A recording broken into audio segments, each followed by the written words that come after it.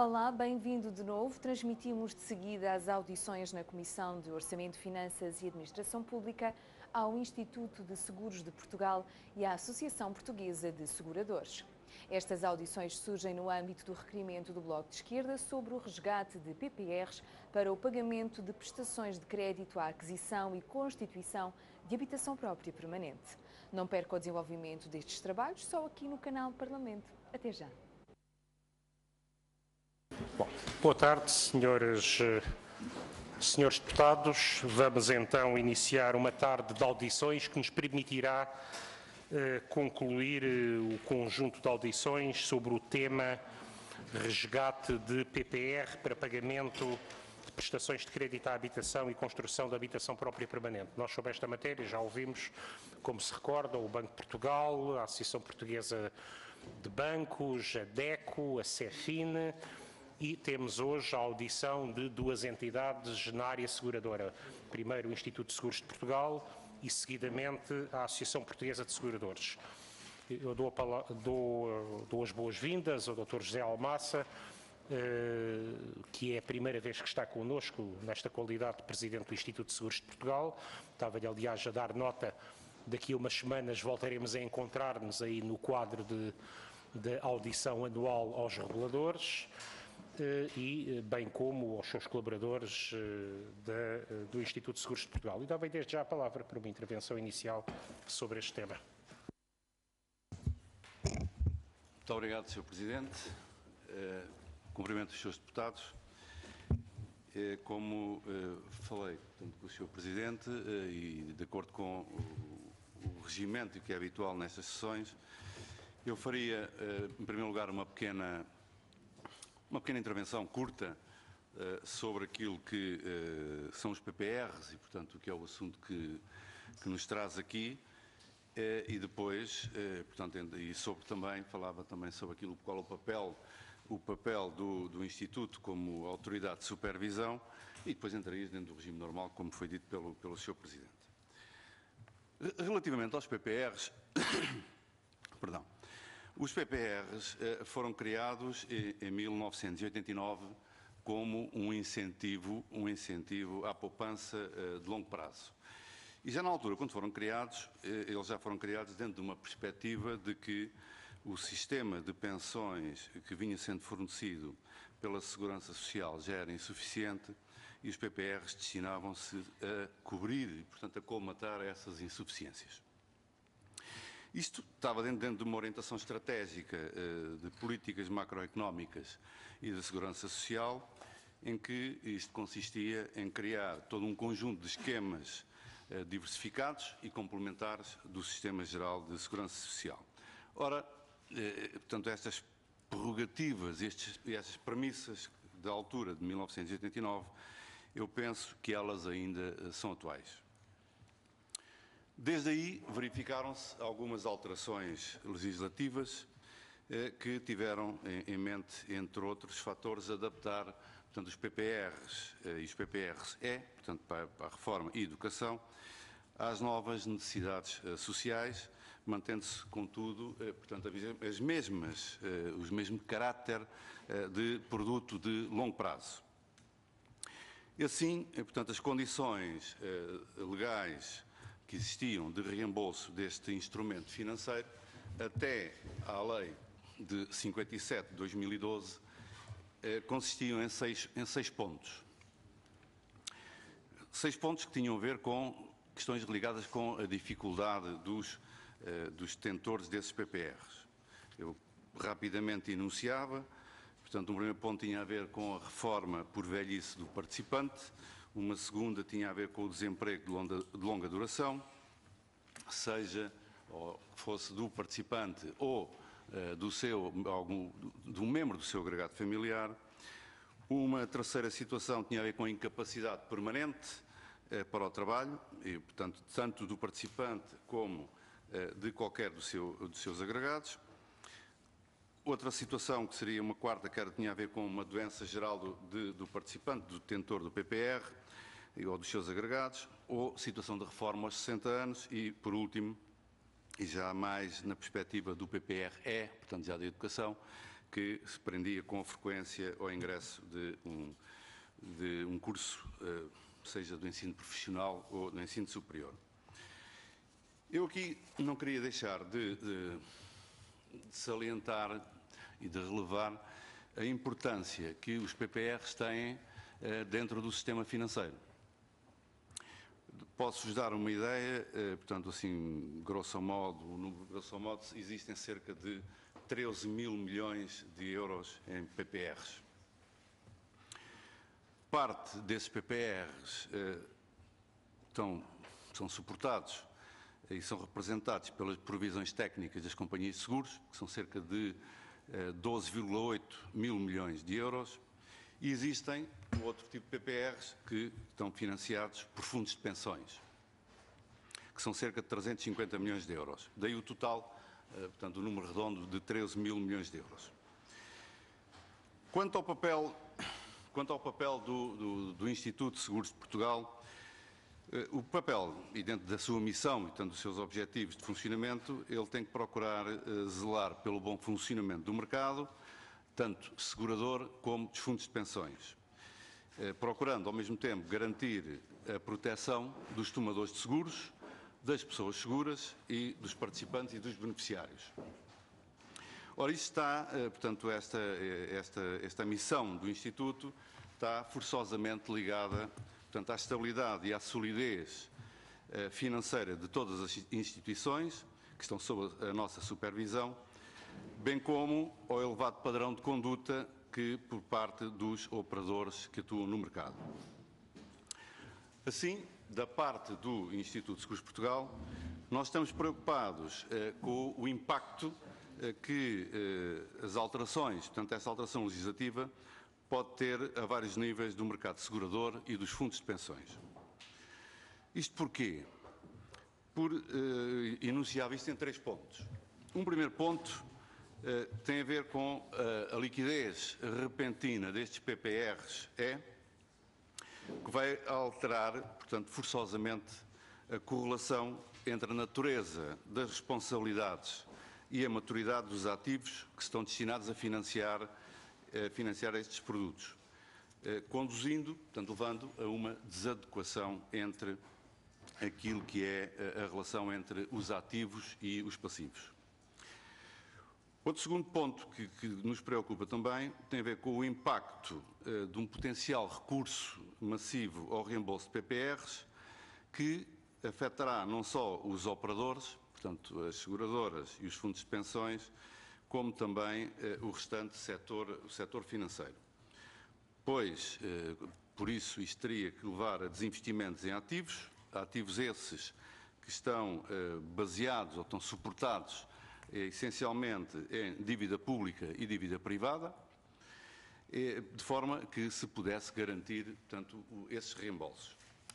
Por outro lado, uma terceira preocupação que nós temos é que os subscritores destes produtos poderão ser induzidos a trocarem aplicações de longo prazo, que é o caso dos PPRs, são produtos que estão feitos e foram concebidos para funcionarem a 15, 20 anos, 10, 15, 20 anos, portanto, no longo prazo, por outros produtos financeiros com características de curto prazo. E é importante, neste último ponto, que seja garantido e seja informado, ou que sejam informados, portanto, os detentores desses produtos do risco que poderão estar a correr ao trocarem um produto garantido de longo prazo por produtos de curto prazo com garantia incerta. Eu fazia só esta pequena introdução, e, portanto, agora deixo aos seus deputados, portanto, a palavra, portanto, estou à disposição. Muito obrigado, Sr. Presidente. Senhores deputados, se estivéssemos de acordo, faríamos todas as considerações sucessivamente e depois com uma resposta em conjunto. Sr. Deputado... Não colocou. Duarte Pacheco. Não é questão... Deputado Duarte Pacheco. Deputado Duarte Cordeiro. Peço desculpa. Não faz mal. Pela confusão... Eu também me enganei há pouco, estava a assinar a presença e assinei... É um manifesto, sinal de sexta-feira, não é? Sr. Deputado Duarte Cordeiro. Não fiquei nada incomodado. Queria cumprimentar o Presidente do Instituto de Seguros de Portugal, cumprimentar a restante equipa, dizer-lhe que ouvimos atentamente a sua intervenção, temos consciência da importância do produto, que é o PPR para efeitos da poupança. Estamos, obviamente, alinhados com as suas preocupações. Não me parece que aquilo que foi a proposta de lei... Conhecemos a posição do Instituto de Seguros desde o início. Há aqui um aspecto que é importante referir, que eu não me canso de referir, porque acho que é importante ser referido.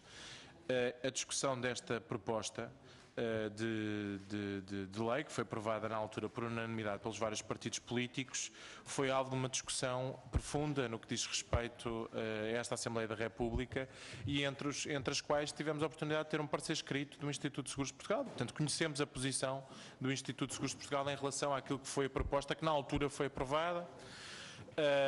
Temos consciência que sempre teve uma posição diferente em relação a esta matéria, que achava que o âmbito devia ser distinto. Não é disso que estamos a discutir agora.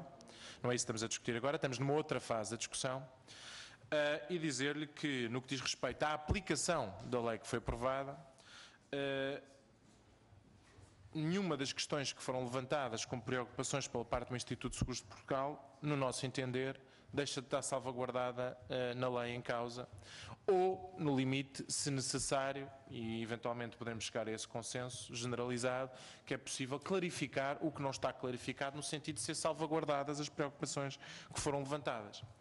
A questão que foi, na altura, fundamental para os vários partidos políticos é que, tendo em consideração o ajustamento que o nosso país está a ter, com impacto muito significativo para as famílias, no que diz respeito à sua diminuição do seu rendimento disponível, independentemente das situações que referiu, que são as tais 6 situações que já estão referidas na lei, levou-nos a todos a entender que o crédito à habitação era uma situação excepcional, que mereceria um raciocínio da parte de cada família, no que diz respeito às mais-valias ou não quanto ao resgate de um PPR para efeitos de pagar as suas prestações do seu crédito, obviamente com o objetivo de libertar rendimento disponível para essa família.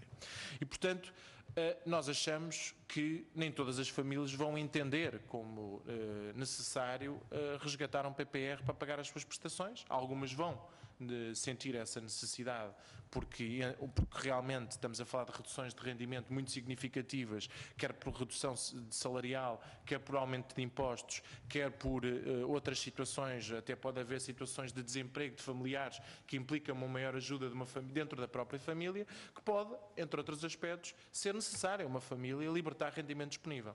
E o PPR parece-nos que, se for libertado para este fim, faz todo o sentido, do ponto de vista da situação que nós estamos a viver.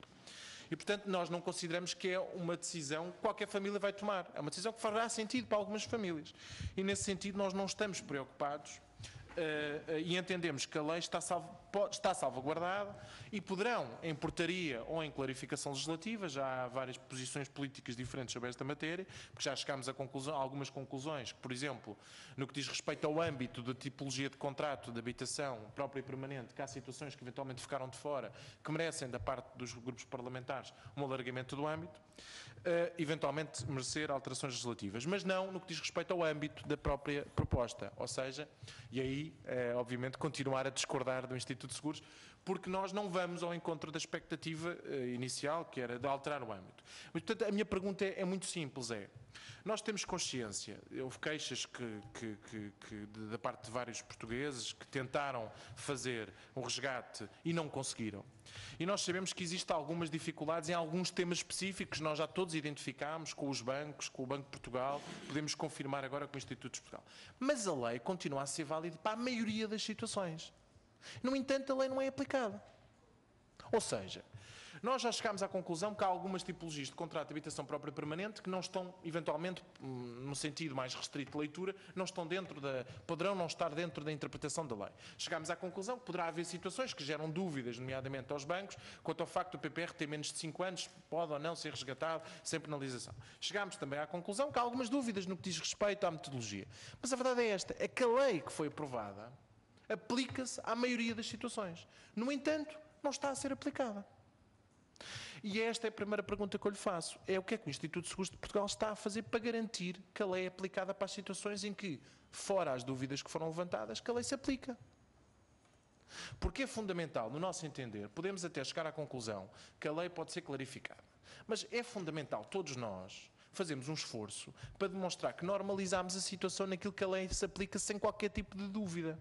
E era muitíssimo importante que nós normalizássemos esta situação, independentemente do trabalho que pudesse ser feito a nível parlamentar ou ao nível do Governo numa portaria, para gerar confiança às pessoas, gerar confiança aos tomadores de seguros. Portanto, esta é uma questão fundamental, que é, independentemente, e aí podemos também ouvir os seus contributos, no que diz respeito ao que é que pode ser clarificado do ponto de vista legislativo ou do ponto de vista de portaria, para que algumas das dúvidas que existem possam ser dissipadas, mas o que é que está a ser feito para o grosso das situações, que não há dúvidas, esteja a ser aplicado. Porque percebemos que da parte da Associação Portuguesa de Bancos não há qualquer tipo de problema na aplicação.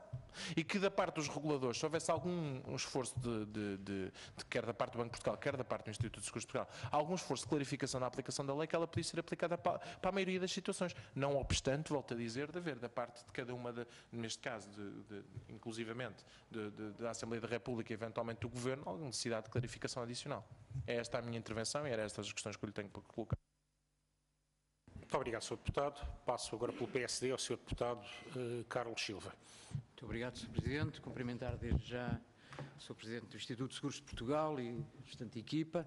Muito obrigado pelas informações que nos trouxe, bastante valiosas, até porque vivemos um tempo em Portugal em que temos que pensar um bocadinho também na poupança. É evidente que esta matéria que está a ser tratada na Assembleia da República é muito importante, na medida em que tenta ajudar alguns milhares de famílias portuguesas que vivem em situações um pouco mais difíceis, mas também é importante pensar na poupança, porque devemos olhar para ela com alguma preocupação, não diria a médio e longo prazo, mas mesmo a curto prazo. E desde já lhe lançava esta pergunta na medida em que o Sr. Presidente citou exatamente a descida de nível de rendimento das famílias em situações de reforma para os próximos anos. E eu perguntava-lhe se é verdade ou não a informação de que alguns estudos apontam, neste momento presente, as famílias na situação de reforma oferem cerca de 73% ou 70% do valor que oferiam enquanto estavam na vida ativa e que, a breve prazo, pelo menos estudos assim o indicam, irá aproximar-se muito rapidamente dos 55%. É evidente que se estivermos a falar numa coisa de 10 anos, é muito preocupante olharmos para isto e, portanto, acho que esta Assembleia da República também tem a responsabilidade, nestes atos públicos, não provocar o pânico, mas, evidente, pôr as pessoas a pensar um bocadinho sobre isto. Penso que o PPR vinha exatamente, como disse, ao encontro destas necessidades, como complemento dessa reforma. As pessoas, há uns anos atrás, com as reformas da Segurança Social, oferiam na ordem dos 80%, e depois, com estas aplicações e com os proveitos destas aplicações, completavam os restantes 20% para, em situação de reforma, continuarem a ter a mesma qualidade de vida. É evidente que as condições agravaram-se desse ponto de vista a partir de 2006, pela introdução de uma nova lei que veio alterar o sistema contributivo da Segurança Social, e nessas circunstâncias, e também pelas condições em que o país vive, e nessas circunstâncias todos esses patamares que se encontravam fixados mudaram e toda a situação contributiva das pessoas passou a contar todo o tempo de trabalho. E nessas circunstâncias tenderá a diminuir muito rapidamente esse mesmo rendimento médio. Portanto, esta é uma questão que se calhar vale a pena. É evidente que o que estamos aqui a tratar é, como disse inicialmente, o problema das famílias com dificuldades e sob esse ponto de vista, a questão colocada pelo Duarte Cordeiro é bem colocada, na medida em que refere que cada família optará, evidentemente, até porque do ponto de vista da taxa de juros que hoje em dia os PPRs oferecem, o PPR tem mais taxa de juros, tem melhores taxas de juros do que aquilo que as pessoas pagam pelo seu crédito à habitação. Mas isto estamos a falar de condições de mercado. Hoje é em si, amanhã não é, e evidentemente que estas famílias amanhã podem vir a ser prejudicadas, porque nessa altura o crédito de habitação estará mais alto do que as próprias taxas de juros dos PPRs. Mas está na opção da família decidir, tanto essa opção. Até porque há aqui uma matéria importante que é a libertação e a disponibilidade de dinheiro para as pessoas fazerem face ao seu dia-a-dia, aos seus encargos mensais. Portanto, isso é bastante importante. Por outro lado, gostaria que, não sei se já há algum estudo, dado que esta matéria está a ser estudada há algum tempo, dos 13 mil milhões de euros que se encontram em PPR, eu não vou assustar a esquerda relativamente à preocupação com o sistema financeiro, ou neste caso com o sistema segurador, eu perguntaria uma outra situação, que é se o Instituto de Seguros de Portugal sabe quanto é que dessas famílias que têm 13 mil milhões em PPR têm crédito de habitação, porque isto pode ser um dado importante para a tal avaliação pelo qual os senhores estão preocupados, que a eventual falta de previsibilidade num momento de resgate destes mesmos PPRs. Por outro lado, queria também referir que, relativamente ao consenso que, de alguma forma, está aqui em cima da mesa nesta Assembleia da República, penso que há uma matéria que nós não abordamos, é a questão dos PPRs públicos. Eu não sei até que ponto os PPRs públicos, que não conheço, se os PPRs públicos têm a mesma tramitação ou se funcionam como os fundos de pensões e, portanto, nem sequer são sujeitos à possibilidade de resgate antecipado. Portanto, mas talvez valha a pena abordar também essa situação. E depois, quanto ao impedimento que os bancos, ou o alegado impedimento por parte dos bancos, no levantamento destes mesmos PPRs, eu pergunto, da parte das seguradoras, o que é que está a acontecer? Se as seguradoras estão a impedir também esses levantamentos, se as seguradoras pedem o número de conta para onde deve ser transferido e não vos é informado, que mecanismos é que estão a ser estabelecidos entre as seguradoras e os bancos para que leve, evidentemente, a que isto não esteja a acontecer conforme são efetuados os pedidos das próprias famílias ou das pessoas que possuem PPRs. E para já nesta fase eram as questões que lhe queria colocar e mais uma vez agradecer a disponibilidade e a ajuda que nos estão a prestar. Obrigado. Muito obrigado, Sr. Deputado. Pelo CDS-PP, Sr. Deputado Artur Rego, tem a palavra. Muito obrigado, Sr. Presidente. Agradeço também, em meu nome pessoal do CDS-PP, a presença do Sr. Presidente do Instituto de Seguros de Portugal nesta comissão e começaria por dizer que a sua exposição foi clara, os objetivos iniciais da constituição dos PPRs mantêm-se atuais, foi basicamente incentivar uma poupança que servisse às pessoas como um complemento de reforma, face ao facto de, entrando em período de reforma, não poderem manter o nível dos seus rendimentos, face ao facto de, ao longo dos anos que decorrem desde a entrada na reforma, mesmo esses rendimentos se degradarem, fruto da inflação e da não atualização, em muitos casos, até que se verificou nos últimos anos. E, portanto, o PPR seria uma segurança acrescida, para além de incentivar aquilo que é um hábito saudável, que é o hábito da poupança. Esta lei da Assembleia da República, que tem objetivos claros e tem uma bondade subjacente de ajudar as pessoas a enfrentar estes períodos de dificuldade, claro que evidentemente cria outro tipo de problemas e outro tipo de perplexidades, e penso que 3 meses, sensivelmente, após a sua entrada em vigor, também é tempo de se começar um bocado a refletir nos resultados da sua aplicação. O Sr. Presidente enunciou os potenciais problemas para as seguradoras, decorrente do que poderia ser, hipoteticamente, um resgate maciço destes PPRs. E, portanto, há uma pergunta que já aqui foi feita e que eu também tinha agendado para fazer, que era saber se há algum dado estatístico percentual entre os titulares de PPRs, qual seria a percentagem de titulares em simultâneo de créditos à habitação. Essa era a primeira questão que eu gostaria de lhe pôr, e se o ISP não tem esses números, se tem conhecimento de alguma entidade que os possa ter, a que se possa recorrer para podermos estar de posse dos mesmos. Outra questão que eu gostaria de pôr, porque na lei vem em condições para acesso a esse resgate, mas não vem uma condição que é uma condição de bom senso e que se calhar também deveríamos refletir sobre se deveria ou não, numa alteração futura ou no tal regulamento, inserir. E que seria, saber até que ponto, em muitos dos casos de pedidos de resgate, isso vai efetivamente resolver o problema das pessoas, portanto está-se a autorizar as pessoas que preencham as condições a fazer o pedido de resgate, se isso vai efetivamente resolver o problema de fundo das pessoas, ou se vai provocar unicamente a resolução pontual de um problema, que esgotado que seja as verbas que tinham no PPR se manterá e agravado, porque não haverá outro recurso, perdendo as pessoas, digamos, para nada ou para pouco, como um balão de oxigênio, a poupança que tinham para a sua reforma. Portanto, essa é uma questão que eu gostaria de lhe pôr, é se tem alguma indicação ou se entendem que deveria realmente ter-se em consideração a utilidade real do resgate para o titular do PPR na resolução do problema que leva a pessoa a recorrer ao resgate.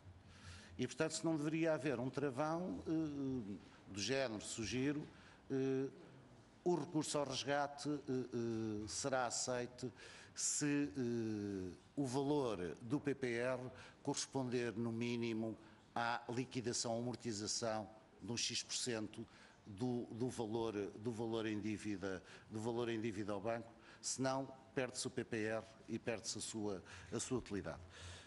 A outra questão que eu gostaria de pôr ao ISP é se, como vem a circulação entre seguradora, banco e particular que tem o PPR, pedido que seja ao resgate, a circulação do dinheiro libertado, a sua operacionalização e a agilização desses montantes até ao momento em que efetivamente são postos no banco e abatidos ao crédito à habitação e à dívida existente. Finalmente, gostaria de saber do Sr. Presidente, e face à questão que eu pus anteriormente, se entende que o efeito útil que se está a obter, em termos dos números que já tem, o efeito útil que se está a obter com esta lei, compensa o risco potencial que aqui alertou para as seguradoras, para a liquidez das seguradoras e para a potencial necessidade que elas irão sentir de trocar ativos de longo prazo por ativos de curto prazo, portanto com muito maior insegurança e margem de risco. Isso compensará, portanto, neste momento, não repensarmos os termos em que foi feita esta lei e equacionarmos travões ou limitações ao uso por parte dos particulares e ao recurso à mesma. Muito obrigado. Muito obrigado, Sr. Deputado. Dou agora a palavra pelo PCP ao Sr. Deputado Paulo Sá. Obrigado, Sr. Presidente. Começo por cumprimentar o Sr. Presidente e demais equipa do Instituto de Seguros de Portugal. E a primeira referência que eu faria é à Lei 57, que foi aprovada num pacote de leis discutidas no verão passado e que entraram recentemente em vigor, que pretendiam ou tinham como objetivo fazer face aos problemas que os portugueses, as famílias portuguesas enfrentam no pagamento dos créditos à habitação.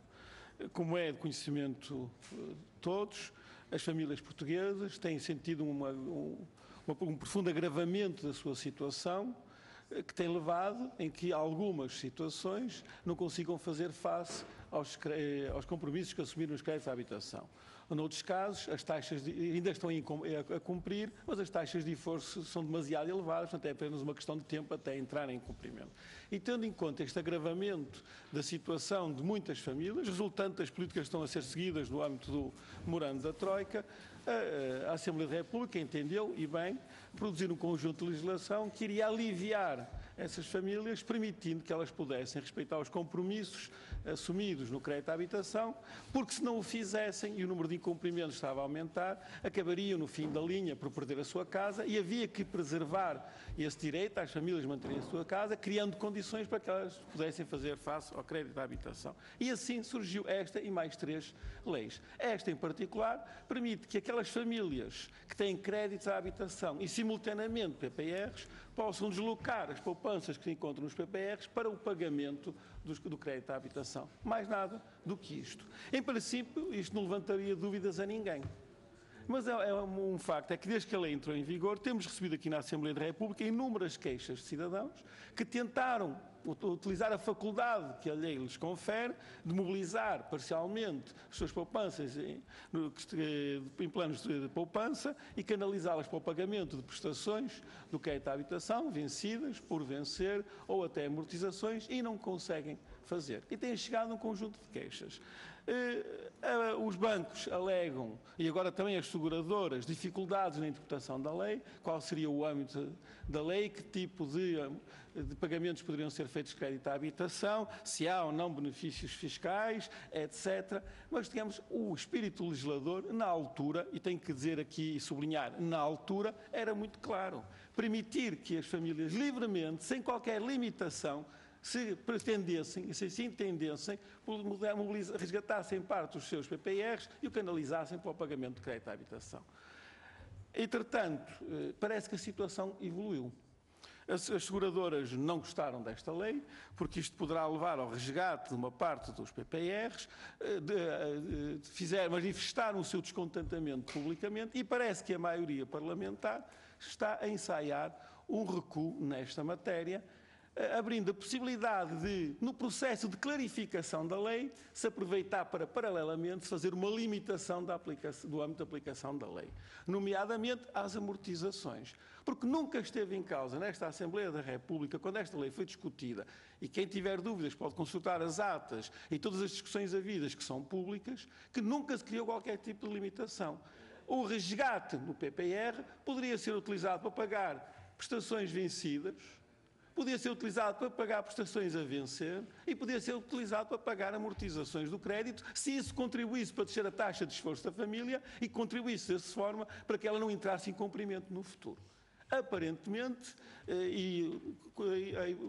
as intervenções dos últimos dias indicam-nos que quer o PSD, quer o CDS, poderiam estar disponíveis para recuar nesta matéria, aproveitando a necessidade de clarificação de um ou de outro aspecto da lei, aproveitar por amputar a lei e retirando algumas possibilidades que ela, no espírito inicial, conferia. Se assim for, e nós estaremos atentos, não deixaremos de denunciar esta situação como um recuo inaceitável do PSD e do CDS perante as pressões dos gestores destes PPRs. Mas a questão que eu lhe queria colocar é a seguinte. Falou aí na possibilidade, no impacto, que podia ser tremendo, do resgate dos PPRs. Mas nós sabemos que, da população portuguesa, apenas um subconjunto possui créditos à habitação. Desse subconjunto de pessoas que possuem créditos à habitação, apenas um subconjunto tem dificuldades no pagamento desse crédito. E desse terceiro subconjunto, apenas um subconjunto tem simultaneamente PPRs que poderia resgatar. E desse subconjunto, apenas uma parte estaria interessada. Portanto, o universo, provavelmente, de pessoas que resgatariam as suas poupanças de PPRs para transferir para créditos à habitação não seria assim tão elevado como isso. Não se pode dizer que o impacto será tremendo sem o quantificar. Temos 13 mil milhões, em números aproximados, de PPRs nas seguradoras e nos fundos de pensões. Qual seria a parte que poderia ser resgatada para fazer face aos créditos à habitação? É um dado que tem que ser quantificado. Não se pode simplesmente dizer que terá um impacto muito grande, que isto poderá levar à necessidade de rever aqueles ativos que estão suportados por dívida pública e dívida privada, e que isto poderá ter consequências muito negativas, mas sem se quantificar qual será o impacto real. E eu gostaria, e a pergunta que eu lhes fazia é se podiam quantificar, porque com certeza terão feito uma análise do impacto que isto teria e terão números para nos fornecer aqui na Assembleia da República, de forma a nós podermos ter uma avaliação quantitativa deste fenómeno. Disse outra coisa que eu não percebi, pode ser dificuldade minha, que esta lei permitiria que produtos de longo prazo, como os PPRs, pudessem ser trocados por produtos de curto prazo. Bem, o espírito da lei, penso que é claro, qualquer resgate dos PPRs será canalizado para não outro tipo qualquer de investimento de curto prazo, mas para fazer face ao crédito à habitação, o pagamento dos compromissos de crédito à habitação. Portanto, não compreendi esta alusão que fez e solicitava que, na sua resposta, pudesse clarificar este aspecto. Muito obrigado, Sr. Deputado. Sr. Deputado Pedro Filipe Soares, pelo Bloco de Esquerda. Muito obrigado, Sr. Presidente. Cumprimentar o Sr. Presidente do Instituto de Seguros de Portugal, toda a equipa. Tomei boa nota do que foram as exposições que trouxe cá. Devo dizer-lhe que há uma narrativa que por vezes é criada e que nos coloca um pouco distantes da sua análise. Nós estivemos aqui, como já foi referido, num processo que culminou também na aprovação desta lei, um conjunto de debates onde esteve, por exemplo, envolvido o setor financeiro na parte da banca, onde qualquer alteração a qualquer legislação que existia no âmbito do crédito à habitação era a hecatombe. Traziam sempre os valores das dezenas de milhares de milhões de euros que estavam envolvidos no crédito à habitação e era sempre a chantagem em cima da mesa de que qualquer alteração à lei, mesmo aquelas que acabaram por ser transformadas em letra de lei, poderia ser a hecatombe para o setor financeiro. Ora, este é sempre um ponto de partida muito difícil para qualquer debate, porque empurra-nos a nós para um debate sobre opções políticas, porque parte também de uma escolha política da posição em que quem vai por este caminho se coloca. Quando o Sr. Presidente nos vem aqui e nos diz que há 13 mil milhões de euros de PPRs, dos quais 12,8 são seguradoras e 250 milhões de fundos de pensões, esta frase, a interpretação que se faz dela, num contexto como este, é que isto possa ser novamente o tal hecatombe dos 13 mil milhões de euros que possa ser saltar das seguradoras para, no âmbito do levantamento destes PPRs. Ora, eu acho que temos que ser um pouco mais minuciosos nos argumentos que utilizamos, independentemente de o Instituto de Seguros de Portugal ter uma opinião enquanto supervisor, um conhecimento que é inegável, mas também cada uma das bancadas parlamentares ter uma opinião sobre o que a lei deveria ditar. E essa opinião das bancadas parlamentares, eu acho que é bem visível naquele que era o momento da discussão que ditou depois a criação desta lei, na própria letra de lei. Sem qualquer restrição à utilização dos PPRs, sem qualquer limitação dos montantes a mobilizar, podendo ser utilizados quer em prestações já vencidas, quer prestações vincendas, prestações a vencer, podendo ser utilizado para amortizações de capital, não há restrição nenhuma sobre isto na lei. Ora, se não há restrição, é porque é claro que a vontade na altura era de que isso fosse possível. E por isso para nós é um pouco extemporâneo estarmos a ter um debate em que nos chegam ainda diariamente e-mails de cidadãos que nos dizem que tentam fazer uso do direito que a lei lhes confere e lhes são impedidos de o fazer. E eu aqui gostava de colocar a primeira questão. Qual é, do conhecimento do Instituto de Seguros de Portugal, o montante de pessoas que já tentaram fazer a mobilização de PPRs? Porque aí sim podemos começar a descortinar os reais impactos que esta medida pode ter. E esse eu acho que é o patamar de uma conversa que terá opiniões diferentes em cima da mesa, não é negável essa realidade, mas cujos factos não são em si forma de argumentação, são apenas os dados que estão em cima da mesa para podermos analisar. E por isso, essa era a primeira pergunta. Se o Instituto de Seguros de Portugal tem a noção da quantidade de pessoas que já quiseram levantar os PPRs, os valores estão envolvidos, para nós podermos, a partir desses dados, começar a fazer uma análise mais minuciosa.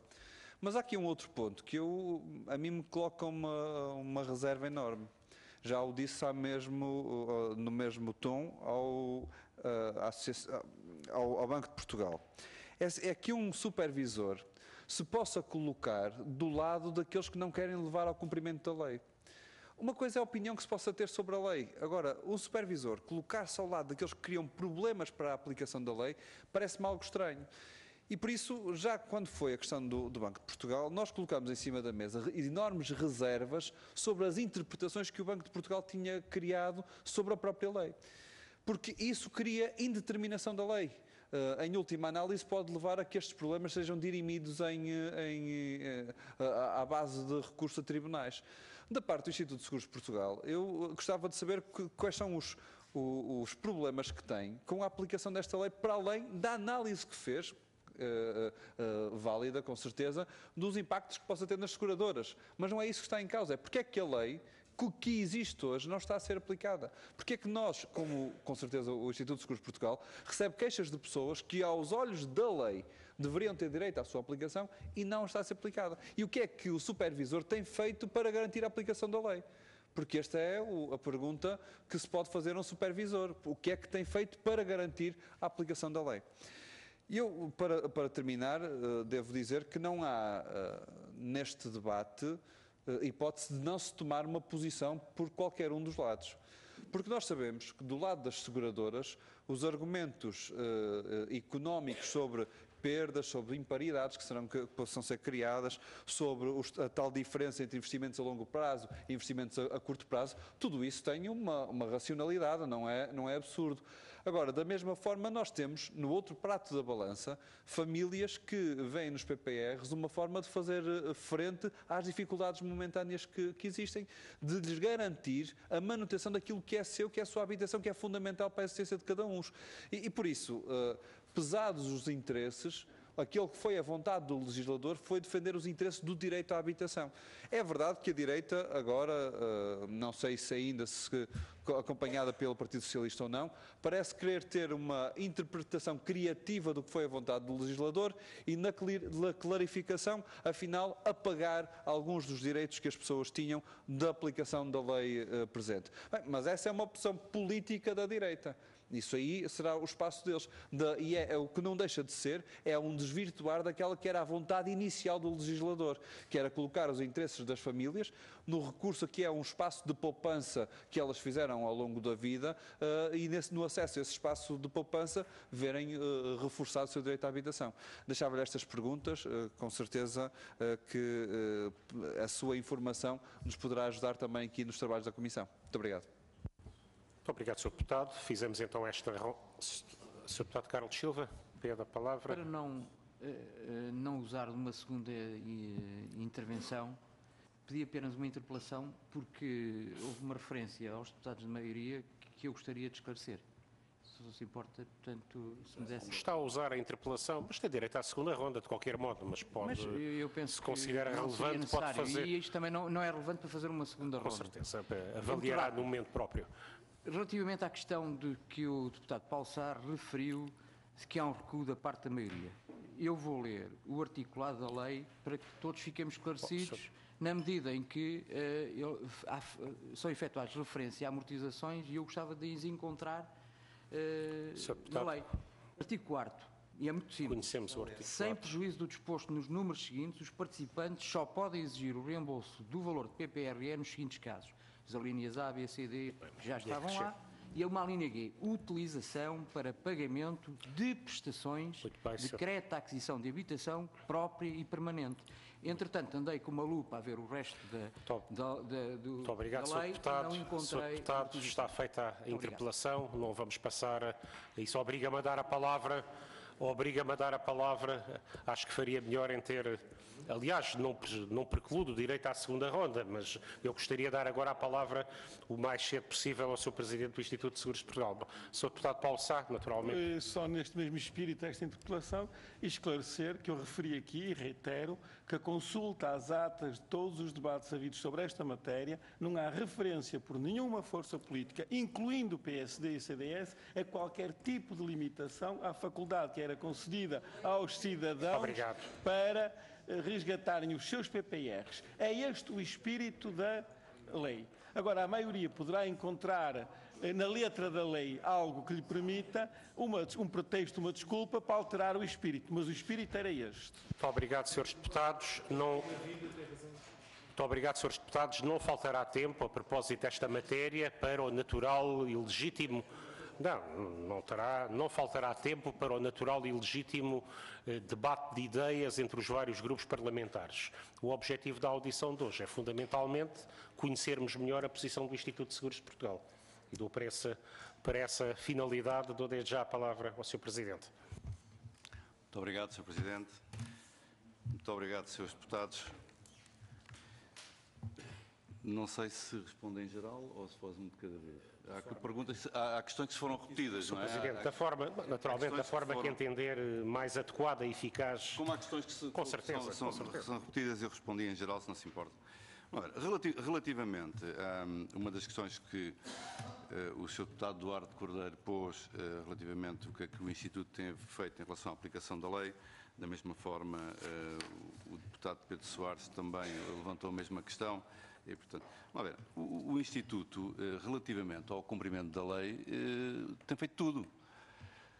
Perguntam, então, mas o que é que acontece? Há reclamações? Não há? Nós, em termos de Instituto, posso-vos dizer que só recebemos 25 pedidos de esclarecimento e 2 reclamações, mais nada. Portanto, se há muitas reclamações, ao Instituto não chegaram. Se existe, ao Instituto não chegaram. Portanto, o número é esse, são 25 pedidos de esclarecimento e 2 reclamações. E das 2 reclamações que chegaram, entramos em contacto com as companhias, não é? E foi resolvido logo. Portanto, foi resolvido. Portanto, posso dizer, com certeza. Uma primeira reclamação, portanto, uma companhia que estava a demorar a fazer o resgate do PPR. Nós contactámos de imediato, portanto, a companhia diz que acreditou a importância, no dia 6 de fevereiro foi logo acreditado. Portanto, estamos a falar, portanto, há um mês, não é? Portanto, mais ou menos. Há uma segunda reclamação que foi feita, contactámos a companhia e a companhia informou-nos que não fez o crédito, portanto, isto é do dia 26, portanto, é desta semana ainda, não é? Do dia 26, não fez o crédito porque o detentor do PPR não apresentou o documento que está exigido na portaria 432D, que tem que entregar o documento. Portanto, a portaria diz que tem que entregar o documento justificativo, não entregou. Portanto, são as 2 únicas reclamações. Quanto aos pedidos de esclarecimento, portanto, que nos foram feitos, portanto, foram-nos feitos vários pedidos de esclarecimento, como digo, foram feitos 25 pedidos de esclarecimento, e todos eles incidiam, portanto, eu posso dizer em geral, portanto, os pontos, alguns perguntavam quais os procedimentos a seguir para pedir o reembolso, portanto, invocando o motivo de pagamento de prestações de crédito à habitação. Ora, isso está na lei, está na própria portaria, não é?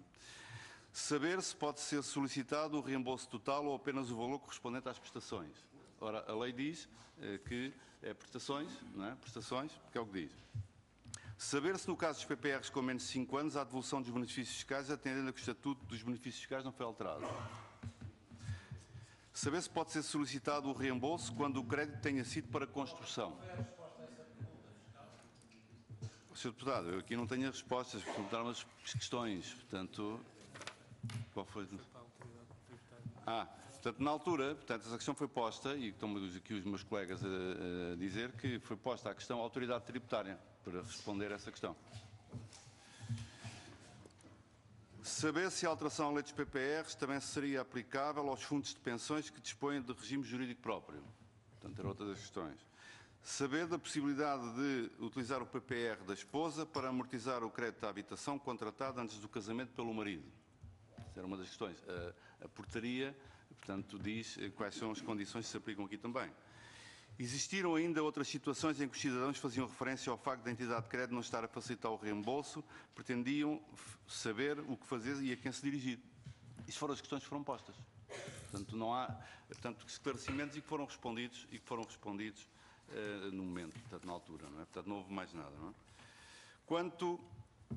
Quanto ao estudo, portanto, que também foi perguntado pelo Sr. Deputado Carlos Silva e também pelo Deputado Pedro Soares, relativamente aos montantes dos 13 mil milhões, e se havia qualquer ligação, qualquer correlação, ou qualquer estudo, não é? Portanto, entre os empréstimos à habitação e os PPRs. Não existe. Portanto, nós não sabemos quantas pessoas têm empréstimos à habitação e que têm PPRs, não é? Porque não há aqui um cruzamento de dados entre as seguradoras e os bancos. E parece que nem sequer pode haver, porque nós não podemos estar a cruzar os dados nossos com os bancos, não é? Portanto, não será permitido cruzar esses dados. Portanto, não sabemos. Outra questão que foi posta também tem a ver com os PPRs públicos, portanto, o regime público. Os PPRs públicos não são supervisionados por nós. Portanto, o regime dos PPRs públicos nós não supervisionamos, não sabemos o que é que se passa, portanto, não sei dizer o que é que se passa com PPRs públicos. Portanto, não tenho ideia do que se possa passar. Portanto, presumo que os PPRs públicos estarão a funcionar dentro daquilo que é o normal de um PPR, não é? Portanto, mas nós não sabemos. Outra questão que foi posta, que é até que ponto portanto, o recurso ao resgate, portanto, isto foi posto, a questão foi posta pelo Sr. Deputado Artur Rego, também relativamente ao levantamento e aos resgates, se isto resolvia o problema ou não. Ora, isto está um pouco ligado com a questão de não sabemos quantos têm empréstimos à habitação e quantos não têm. Agora, portanto, ao existir o levantamento, como disse o Sr. Deputado, poderá suceder que alguns ficam resolvidos e depois poderão ficar outros pelo caminho. Isto nós não sabemos. Portanto, isso é uma questão. Pedidos feitos às seguradoras, as informações que eu tenho, andará à volta de 200 pedidos. 200 pedidos a resgate?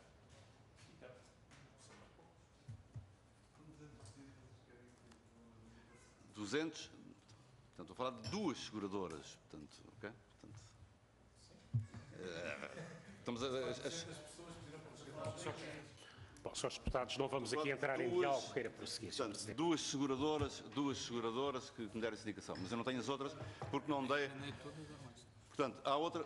Eu posso dar essa informação aos senhores deputados que nós, portanto, com o objetivo de monitorizar e acompanhar e perceber quais são os movimentos, que movimentos é que estão a ser feitos e tendo em conta, portanto, o regime prudencial que nos preocupa, não é? Pedimos às seguradoras, através de norma, que nos informassem no final do mês o número de PPRs e o número de resgates que foram pedidos. Portanto, e ainda não temos essa informação. Portanto, logo que tenhamos, podemos fornecer. Mas, portanto, ainda não temos. Portanto, havendo essa dúvida portanto, havendo ou existindo esta preocupação de que o montante em causa, portanto, o número, portanto, que falamos dos 13 mil milhões, o impacto sistémico que isso pode ter nas seguradoras. Mas não só nas seguradoras. Portanto, o impacto pode não ser só nas seguradoras. É um impacto que, inclusivamente, pode passar para outras entidades financeiras.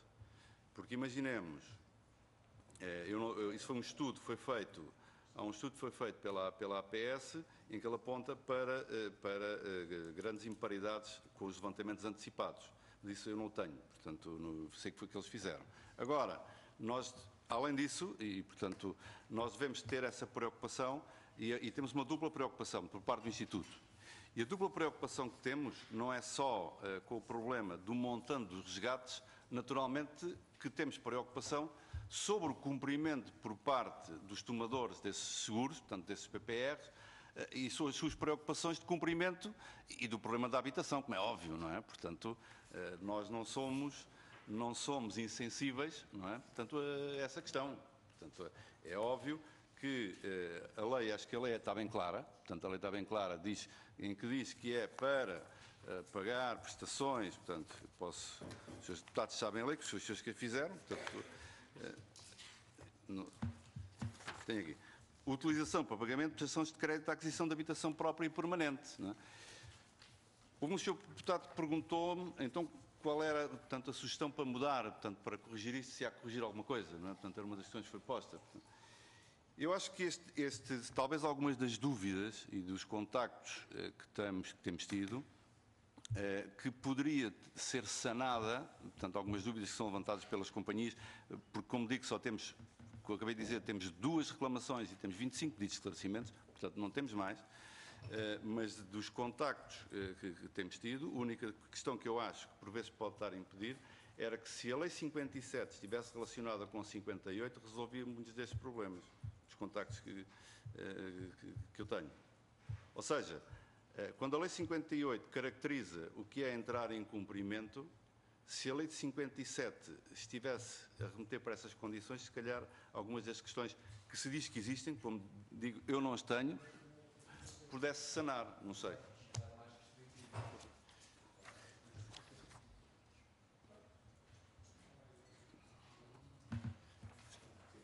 Mais algum ponto? E a questão, já agora, portanto, um dos pontos, penso que toquei os pontos, dos investimentos alternativos. O que é que, isso foi o Sr. Deputado Paulo Sá que levantou, essa questão do investimento alternativo. É evidente que na portaria é dito que os levantamentos são feitos para pagar empréstimos à habitação e tanto que nessa portaria está o cuidado de se pedir um conjunto de documentos para que o pagamento, a transferência, quando fosse feita diretamente para o banco, exatamente para aquela conta que é a conta do empréstimo, para não ser utilizado para outro fim, porque senão estávamos a detropar, não é? Pronto. Mas a questão que se pode pôr com os investimentos alternativos que eu me referi, que talvez não tenha feito, o Sr. Deputado não percebeu, tenho explicado mal, é que os investimentos alternativos é que estamos em presença, por vezes, pode haver a tentação de fazer levantamentos de PPRs que não sejam para situações com que eles foram criados, que eram situações difíceis, não é? Em que o cidadão tinha dificuldades em pagar, e ser utilizado para outros fins. Os investimentos alternativos que possam ter menor rendibilidade, repare, o empréstimo à habitação, neste momento, há muita gente que tem empréstimos que estão a pagar taxas de 1,5%, taxas mais baixas. O rendimento médio dos PPRs dos últimos anos anda à volta de 3,5%. Portanto, mas depende... Isso depende do seu agente bancário ou do seu, que ele convence a fazer a operação. Eu ouvi aqui um debate em que foi dito que, por parte do sistema bancário, que interessava liquidar os empréstimos à habitação, porque têm taxas baixas, se calhar podem convencer alguns dos seus clientes, entre os PPRs, não é? A fazer o contrário, não é? A pagar... Não, as seguradoras não estão a atuar sobre isso, não é? Eu não sei se... Penso ter respondido às questões, não sei se o Deputado tem mais uma questão, portanto ficou alguma em aberto, penso que não. Muito obrigado, Sr. Presidente. Eu ia colocar, Srs. Deputados, existe aqui algum grupo parlamentar que pretenda aqui usar de uma segunda ronda de questões? Sr. Deputado Duarte Cordeiro, não é obrigatório, naturalmente. Tem a palavra. Pode fazer uma questão, mas depois um comentário. Tem a palavra, Sr. Deputado. Dizer-lhe que... Em primeiro lugar, é muito importante perceber a dimensão do problema, porque, efetivamente, como nós achamos, o resgate do PPR faz sentido para algumas famílias, não faz sentido para outras famílias e, portanto, nós não acreditamos na tese da pressão sobre os mercados financeiros. Ainda assim, entendemos que a lei que foi criada, salvo determinadas clarificações, e aí isso era muito importante, porque pareceu-me que o Instituto de Seguros de Portugal, e bem, está a atuar mediante solicitação, não é? Neste caso em concreto, tendo em consideração um certo alarme social que foi suscitado em função da não aplicação da lei, poderia, eventualmente, e penso que é isso que está a fazer, se me está a dizer que está a pedir um levantamento de informação, ir um bocadinho mais à frente no sentido de perceber se há bloqueios face a pedidos que foram solicitados. Ou seja, uma vez que tenha essa informação, parece-me que também faz sentido perceber o que é que está no âmbito de atuação do Instituto de Seguros de Portugal que possa, desde logo, ser clarificado sem alteração legislativa. Porque nós não podemos estar no nosso país constantemente a viver com duas críticas. É a crítica que há legislação a mais e depois as entidades reguladoras não querem atuar porque querem que haja alterações legislativas. Todos nós, inclusivamente os consumidores, ficavam muitíssimo satisfeitos se as entidades atuassem. Portanto, é uma recomendação, mais do que tudo, e até um apelo. Uma vez que tenha essa informação, tentar verificar de que modo é que pode haver uma uniformização da aplicação para a maioria das situações para a qual a lei é suficiente. Independentemente do trabalho que possa ser feito ao nível do Governo e ao nível do Parlamento, de clarificação de alguns nós que ficaram por resolver em relação a esta mesma lei. Era muito importante perceber efetivamente a dimensão do problema, porque se o problema não tiver uma dimensão que se pinta, digamos assim, em linguagem popular, se calhar nós não temos de estar tão preocupados quanto o que se aparentemente refere. Porque, volto a dizer, o Banco de Portugal, fora a clarificação de alguns aspectos, não me pareceu preocupado com o risco sistémico. A Associação Portuguesa de Bancos não me pareceu preocupada com o risco sistémico. Se o Instituto de Seguros de Portugal, se os dados vierem a confirmar que não há preocupação com o risco sistémico, então realmente só temos que fazer um trabalho de clarificar algumas situações que estão pendentes. Não temos de estar preocupados com o risco sistémico. E não precisamos de andar a alarmar os portugueses na economia portuguesa em relação a um potencial risco sistémico, afinal não existe.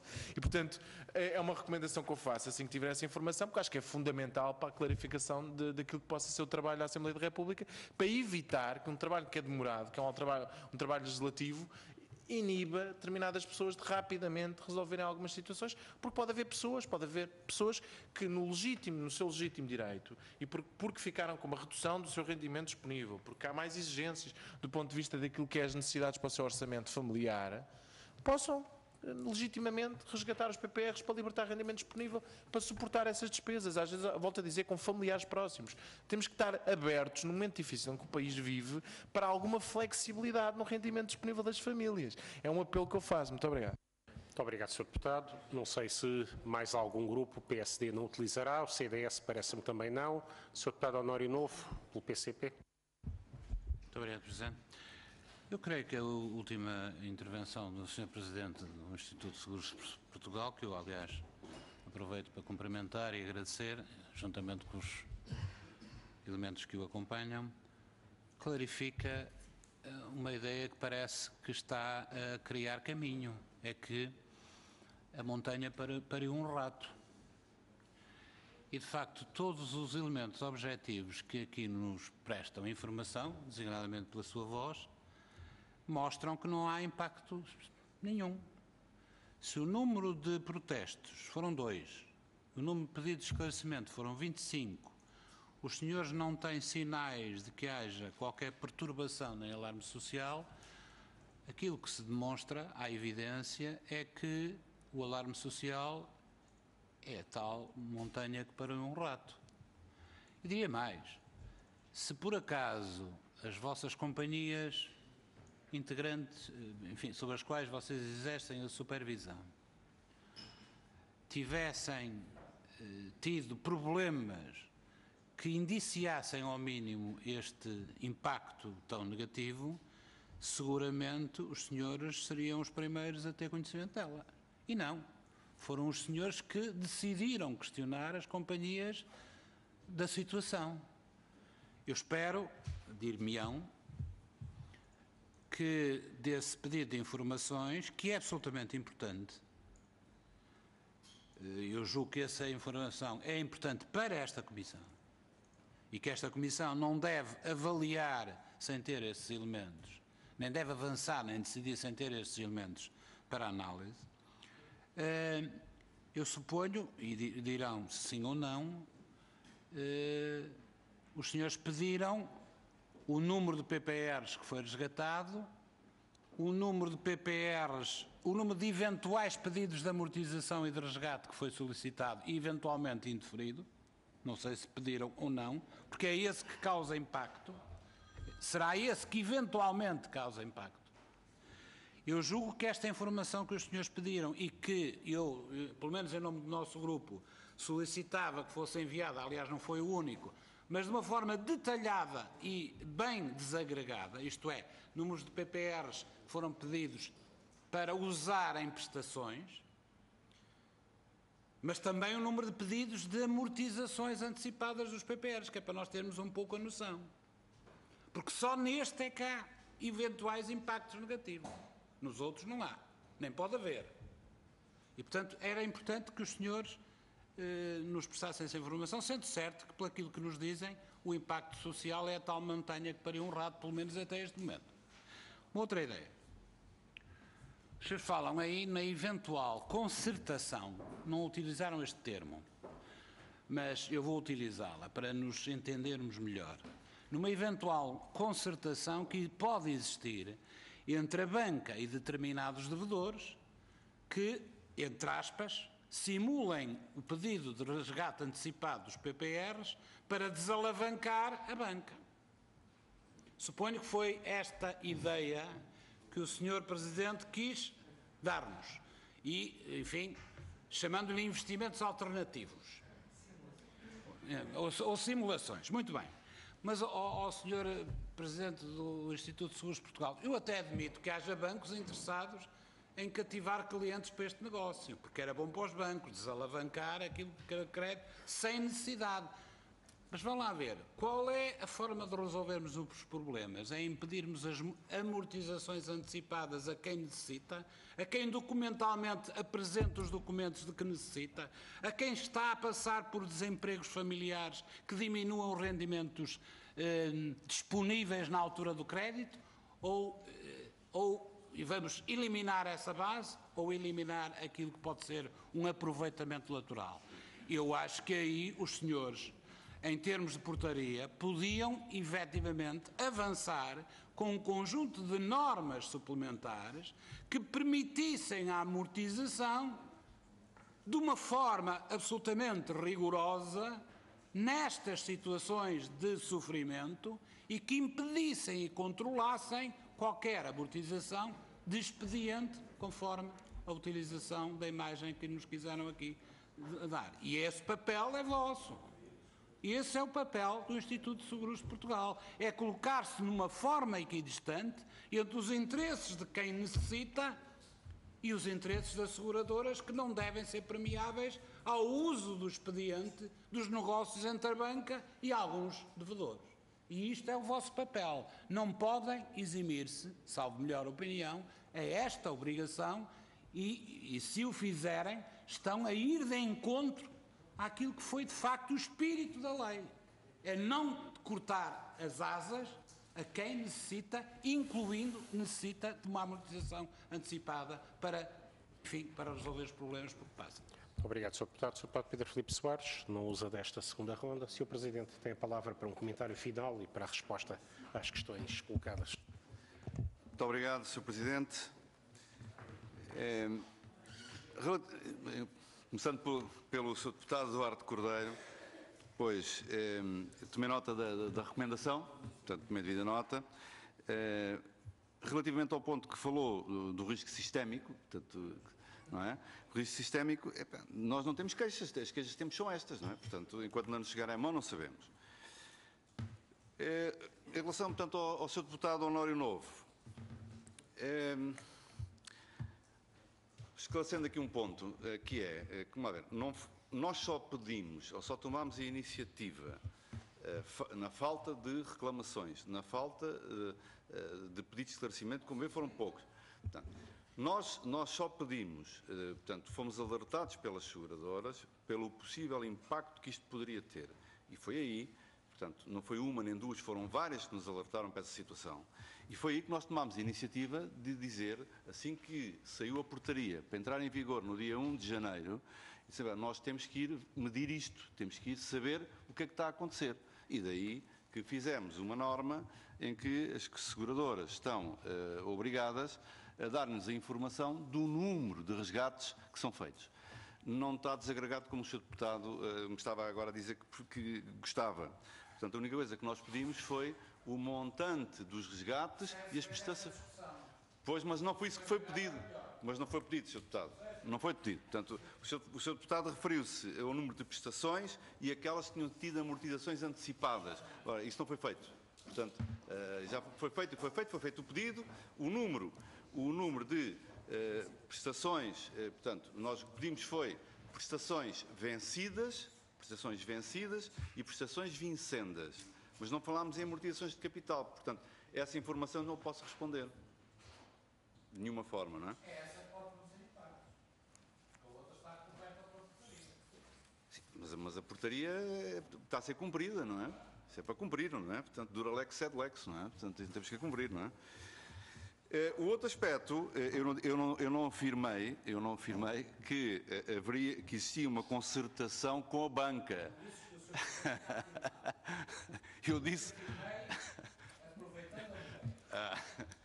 que poderia surgir essa situação, mais nada. Portanto, eu não sei, portanto, eu respondi às questões dos seus deputados, portanto, não sei, portanto, eu só terminava, portanto, com a autorização do Sr. Presidente, agradecendo, portanto, a vossa iniciativa de nos ouvirem sobre este assunto e dizer-vos, da nossa parte, que estamos sempre ao dispor para aquilo que for preciso. Muito obrigado, Sr. Presidente. Foi muito útil o contributo do Instituto de Seguros de Portugal para o debate deste tema e teremos certamente a oportunidade em breve de voltar a ouvi-lo aí na audição anual sobre a atividade do setor relativamente ao qual exerce a supervisão. Muito obrigado e até breve.